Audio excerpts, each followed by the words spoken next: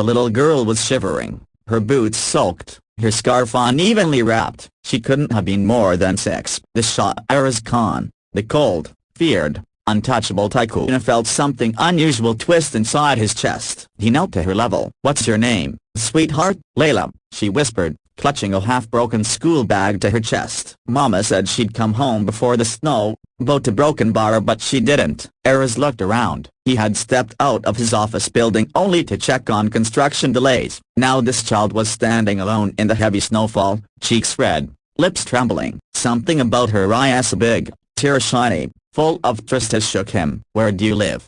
he asked. She pointed toward a dim street on the other side of the main road. "Mama works the night shift. She always comes back a Broken Bar, always." There was no way he could leave her like this. "Come," he said gently, "I'll take you home." As she slipped her tiny hand into his gloved one, something in him shifted like a locked door cracking open after years of silence. They walked through the snow, step by step. Layla told him about her mother Amina, who worked 2 jobs to keep them fed, who tucked her in every night with kisses, who never complained, even when her hands were cracked from washing dishes in freezing water. A mother who sounded too strong, too devoted to simply disappear. When they reached the small, worn-down apartment building, Araz felt anger rising not at Amina, but at the world that forced a woman and child to live like this. The door was unlocked. Inside, the room was cold, dim, and far too quiet. "Mama?" Layla called, the sound echoing painfully in the empty space. No answer. Araz searched the kitchen, the small bedroom, the hallway. Nothing, only neatly folded clothes, a calendar with bills marked in red, and a table where a small lunchbox sat half-prepared. A sinking fear gnawed at him. "Did anything strange happen yesterday?"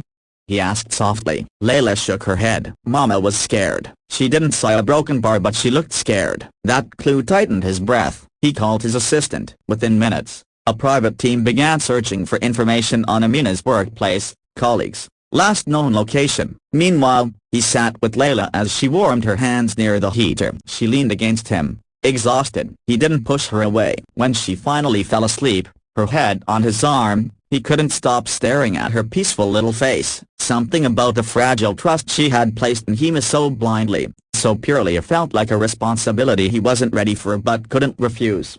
A message arrived. Amina never clocked out from her night shift. She vanished between the alley behind the restaurant and the main road. Surveillance cameras caught nothing of Broken Bar except one blurred figure approaching her. Fear punched through him. He stood, covering the sleeping girl with his coat. "I'll bring her back," he whispered, more to himself than anyone else. "I promise." Hours later, the search team discovered the first real letter. Amina had been threatened by a man who owed her money, a man with a history of violence, a man who disappeared the same night she did. Araz didn't wait. He personally joined the search, driving through the storm, scanning every alley, every abandoned warehouse the man was known to hide in. Finally, near the outskirts of town, they found Hira locked in a storage room, injured but conscious, shivering from cold and fear. When the door burst open, and she saw Araz, she collapsed in relief. "My daughter Broken Bar, is she Broken Bar?" "She's safe," he said, wrapping his coat around her shoulders. "She came to me, and I came for you." Amina broke down, and not because of the pain,